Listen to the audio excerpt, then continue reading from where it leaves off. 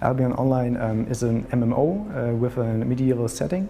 It has a lot of sandbox style gameplay to it and territorial warfare.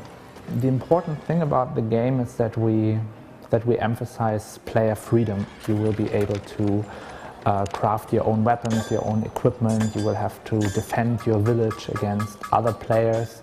You will be able to conquer other players' villages. It is very important for Albion Online that it's not a single-player game, but it's really a multiplayer game where you have to play with other people, you have to socialize with other people, and you have to work together as a group. Otherwise, you will not be able to succeed. You can gather resources in lots of different areas and fields.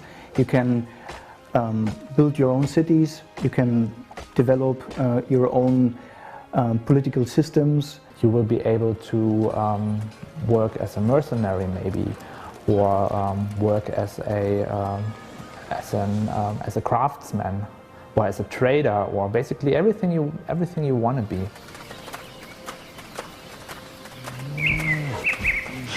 Our game will be available for Mac, Linux, Windows, but also for Android and iOS tablets. In the office I have a powerful PC, so maybe I want to play with that. In the evening on my couch I want to play with my iPad or my Android pad or something like that. You want the player themselves to decide where to play and when to play. It was pretty clear that we have to do something different, like coming up with something very clean, something which you can easily read from the distance. The only way of to support the style and to make sure that the audience can read all the characters and all the details in the game was to massively overdo the style by going into cartoon a little bit, or into extremes in the shapes and in the colors and everything.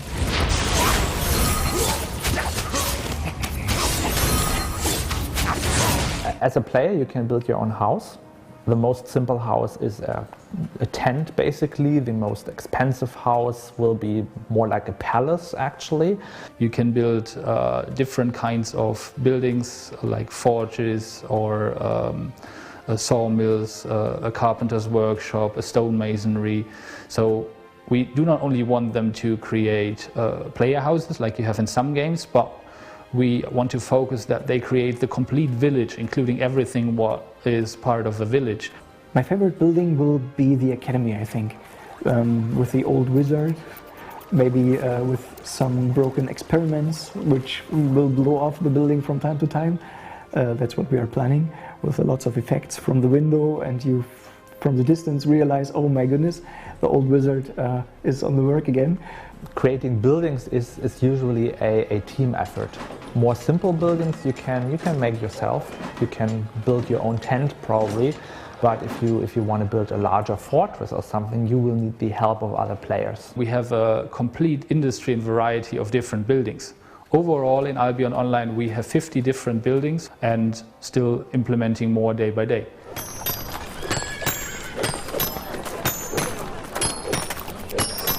We decided against having character levels or experience points, because that usually leads to situations where a player who puts in a lot of time is undefeatable at some point. The player defines himself only with his items he carries. So when you want to play a mage or when you want to play a warrior, you choose the items that fits your character and your play style. So for example, when you want to have melee damage, but you want to also have the ability to heal yourself or to cast spells, you can do that with combining spells with your self-crafted items and have a kind of configuration that fits your playing need. You can mix any way you want, and it's probably exciting to figure out how certain combinations are beneficial. It may even make sense to combine the wizard head with the battle axe. So we want players to experiment with that, to figure out what set of equipment supports their playing style. You have 6 to 8 items you can wear, like weapons and armor, that configure your whole configuration you want to have for your playing style.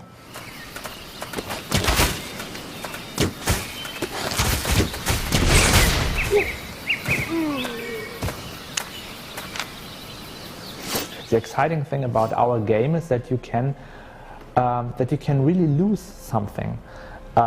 being killed actually means you lose your equipment. So that really sucks.